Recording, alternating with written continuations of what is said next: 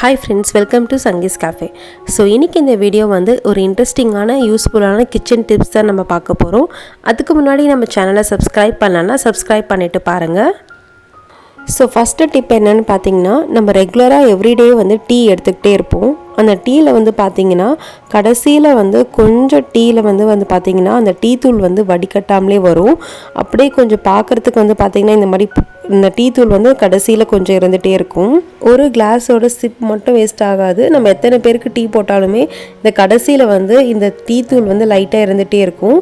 அதுக்கு என்ன பண்ணலான்னு பார்க்கலாம். நம்ம டீ தூள் வாங்கிட்டு வந்தோடனே இந்த மாதிரி நம்ம கிட்ட ஜலடை இருக்கும் பார்த்தீங்களா, அதில் ரொம்ப குட்டி குட்டியாக இருக்கிற ஜலடையாக எடுத்துக்கோங்க. அதில் நம்ம வந்துட்டு கட் பண்ணிவிட்டு டீ தூளை அதில் போட்டுடலாம். ரொம்ப பெரிய பெரிய ஹோல்ஸ் இருக்க ஜலடையாக போட்டுக்காதீங்க.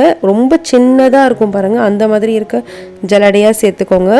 இதில் போட்டுட்டு லைட்டாக ஒரு தடவை இந்த மாதிரி டஸ்ட் பண்ணிக்கோங்க. ஸோ அதில் இருக்க அந்த குட்டி குட்டியாக இருக்க பார்த்தீங்களா அந்த டீ தூள், அது எல்லாமே வந்து கீழே வந்துடும். ஸோ ரொம்பலாம் வராது, அந்த குட்டி குட்டியாக இருக்கும் பார்த்தீங்களா, அது மட்டும் தான் வரும். மீதி இருக்கிறதெல்லாம் மேலே தான் இருக்கும். இப்போ அந்த மேலே இருக்கிறத மட்டும் நம்ம வந்து அந்த டீ பாட்டிலில் போட்டு வச்சுக்கலாம். எப்போவுமே வந்துட்டு நம்ம டீ போடும்போது இந்த பார்ட் மட்டும் தான் எப்போவுமே நம்மளுக்கு அடியில் வந்துட்டே இருக்கும். அதனால எப்போவுமே லாஸ்ட்டு இருக்க சிப் வந்து வேஸ்ட்டாக தான் போகும், நம்ம குடிக்க முடியாத ஆகும். ஸோ இனிமேல்ட்டு அந்த மாதிரி பண்ண தேவையில்லை. அதே மாதிரி லாஸ்ட்டு சிப்பும் இனி வேஸ்ட்டே ஆகாது. இந்த மாதிரி நம்ம ஜெலிச்சிட்ட பிறகு அது மேலே இருக்கிறத மட்டும் எடுத்துகிட்டு நம்ம டீ பாட்டிலில் போட்டு வச்சுக்கலாம். அதுக்கப்புறம் நம்ம டீ போடும்போது ஒரு சிப்பு கூட இந்த மாதிரி வேஸ்ட்டே ஆகாது. எல்லா டீயுமே நம்மளால் எடுத்துக்க முடியும். ஸோ இந்த டிப்பை ட்ரை பண்ணி பாருங்கள், ரொம்ப யூஸ்ஃபுல்லாக இருக்கும். அடுத்த டிப் என்னென்னு பார்த்தீங்கன்னா, நம்ம வீட்டில் எப்போவுமே கபோர்ட்ஸ் அப்படி இல்லைன்னா ஹேங்கர்ஸ் வந்து இருந்துகிட்டே இருக்கும். ஸோ அந்த கிச்சன் கபோர்டில் வந்துட்டு பார்த்தீங்கன்னா நான் இந்த மாதிரி ஹேங்கர் ஒன்று போட்டுறேன். அதில் வந்துட்டு பைண்டர் கிளிப்ஸ் எடுத்திருக்கேன். இதில் வந்துட்டு நம்ம கிச்சன் கபோர்டில் மட்டும் தான் போடணும் அப்படின்னு இல்லை, நீங்கள் வாலில் கூட அந்த ஹூக்கை வந்து பேஸ்ட் பண்ணிவிட்டு அதுக்கு மேலே கூட இந்த மாதிரி ஹேங் பண்ணிக்கலாம். இப்போ வந்துட்டு ரெகுலராக நான் யூஸ் பண்ணுற மசாலா ஐட்டம்ஸ் வந்து இந்த மாதிரி பேக்கில் இருக்கும். இதை வந்துட்டு பைண்டர் கிளிப்ஸ் மூலமா நான் இதில் கிளிப் பண்ணி விட்டுக்கிறேன். ஸோ நம்ம ரெகுலராக யூஸ் பண்ணிவிட்டு நம்ம செய்யும்போது ரொம்ப கம்ஃபர்டபுளாக இருக்கும். அதே மாதிரி நம்ம யூஸ் பண்ணுற மசாலா ஐட்டம்ஸு அண்ட் வேறு எது வேணாலும் நீங்கள் இந்த மாதிரி கிளிப்ஸில் பண்ணிக்கலாம். அண்ட் அது கூடவே வந்துட்டு பார்த்தீங்கன்னா நான் வந்துட்டு கிச்சன் டவலுமே சேர்த்து இதில் போட்டு விட்டுடுறேன். ஸோ எனக்கு ஃப்ரீக்வெண்ட்டாக அப்பப்போ யூஸ் பண்ணுறதுக்கு எது தேவையோ அதை மட்டும் நம்ம எடுத்துகிட்டு யூஸ் பண்ணிக்கலாம். இதிலே வந்துட்டு கப்ஸ் கூட நீங்கள் ஹேங் பண்ணி விட்டுக்கலாம். பட் நான் வந்துட்டு எனக்கு இந்த மசாலா ஐட்டம்ஸ் வந்து எனக்கு ரெகுலராக யூஸ் தேவை, அதனால் நான் ஹேங் பண்ணிக்கிறேன். ஸோ இந்த டிப் யூஸ்ஃபுல்லாக இருந்திருக்கும்னு நினைக்கிறேன். அடுத்ததாக வந்துட்டு பார்த்திங்கன்னா இந்த மாதிரி நம்மக்கிட்ட காப்பர் பாத்திரம் இருக்கும். ஸோ இந்த அடி பக்கம் வந்து நம்ம சமைக்க வந்து பார்த்திங்கன்னா கருப்பாயிட்டே வரும். அதை என்ன தான் நம்ம தேய்ச்சாலுமே போகாது. ரொம்ப சிம்பிளான ஒரு ஈஸியான மெத்தடில் இது எப்படி புதுசு போல் ஆக்கலான்னு பார்க்கலாம். இப்போ இதில் 2 டீஸ்பூன் அளவுக்கு பேக்கிங் சோடா எடுத்துக்கிறேன்.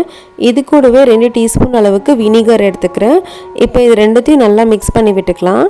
இப்போ வந்துட்டு லெமன் எடுத்திருக்கேன். ஸோ இந்த லெமனில் வந்துட்டு லைட்டாக இதை டிப் பண்ணிவிட்டு இதுக்கு மேலே வந்து நான் கொஞ்சமாக வந்து விம் லிக்யூடை இதில் சேர்த்துட்டு மேலே லைட்டாக தடவி விட்டுக்கலாம்.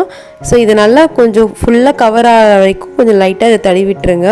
தடவி விட்டுட்டு ஒரு 5 நிமிஷம் மட்டும் இது ஊறினா போதும். இந்த மாதிரி லைட்டாக நல்லா அழுத்தி கொஞ்சம் தேய்ச்சி விட்டுருங்க. தேய்ச்சி விட்டுட்டு ஒரு 5 நிமிஷம் மட்டும் இது ஊறினா போதும். அதுக்கப்புறமேட்டு திருப்பி ஒரு தடவை லைட்டாக தேய்ச்சி விட்டுருங்க. ஸோ இப்போ இது நல்லா லைட்டாக ஸ்க்ரப் பண்ணி விட்டாலே போதும். அந்த காப்பர் பாத்திரம் பார்த்தீங்கனாலே உங்களுக்கே தெரியும், அந்த பிளாக் கலராக இருக்கிறது எல்லாமே காணாமல் போயிடுச்சு. ஸோ பாத்திரமும் பார்த்தீங்கன்னா நல்லா புதுசு மாதிரி ஆகிடும். ஸோ இந்த டிப்பை ட்ரை பண்ணி பாருங்கள். அடுத்த டிப் வந்துட்டு பார்த்திங்கன்னா, நம்ம இந்த மாதிரி ரெகுலராக யூஸ் பண்ணுற பேக்கெட்ஸ் வந்து இந்த மாதிரி கிளச் கிளிப்பில் போட்டு வைப்போம். பட் ஆனால் இது வந்து நம்ம ஒரு 2-3 மாதத்து வரைக்கும் நம்ம இதே கவரில் வைக்கணும் அப்படின்னு நினச்சோம்னா இந்த கிளச் கிளிப் வந்து அவ்வளோவா ஒர்க் ஆகாது. அதுக்கு இன்னொரு டிப் நான் சொல்கிறேன். அதே மாதிரி அந்த ஃபுட்டுமே வந்து பார்த்திங்கன்னா நம்ம உள்ளே இருக்க எந்த சிப்ஸாக இருக்கட்டும் இல்லை எது இருந்தாலும் வந்து பார்த்திங்கன்னா நல்லா ஃப்ரெஷ்ஷாகவே இருக்கும். இப்போ இதுக்கு வந்துட்டு ஒரு அலுமினியம் பேப்பர் எடுத்திருக்கேன். ஸோ அலுமினியம் கவர் ஃபாயிலில் வந்துட்டு நான் எந்த இடத்த பக்கம் நம்ம இந்த மாதிரி ஓப்பனாக இருக்கும் அதுக்கு மேலே வந்துட்டு இந்த மாதிரி வச்சுடுங்க. ஸோ அலுமினியம் கவர் வந்து 2 பக்கமும் இருக்கிற மாதிரி இருக்கணும். அந்த மேலே வச்சுட்டு லைட்டாக அயன் பண்ணி விட்டுருங்க. ஒரு 1 செகண்ட் ஒரு 2 செகண்டுக்கு மட்டும் லைட்டாக அயன் பண்ணாலே போதும். அதுக்கப்புறம் இதை எடுத்து பாருங்கள், இந்த கவருமே வந்து பார்த்திங்கன்னா ஃபுல்லாகவே சீல் ஆகிட்ருக்கும்.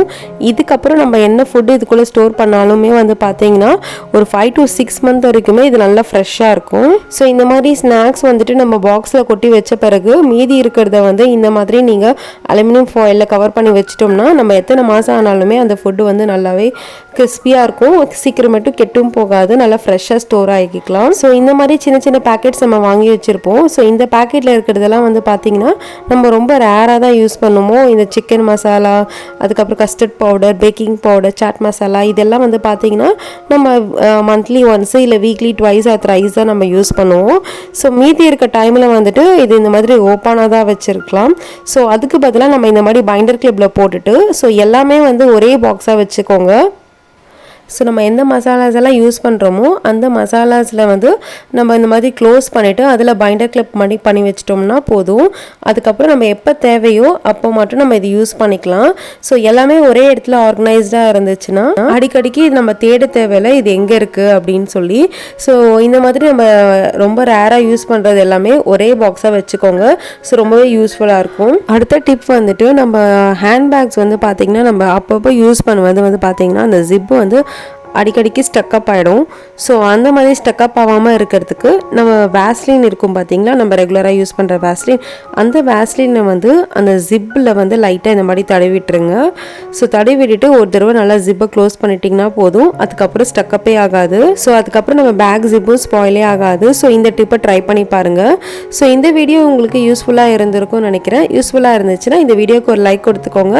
அப்படியே நம்ம சேனலை சப்ஸ்கிரைப் பண்ணலாம், சப்ஸ்கிரைப் பண்ணிவிட்டு வீடியோவை பாருங்கள். And thank you friends.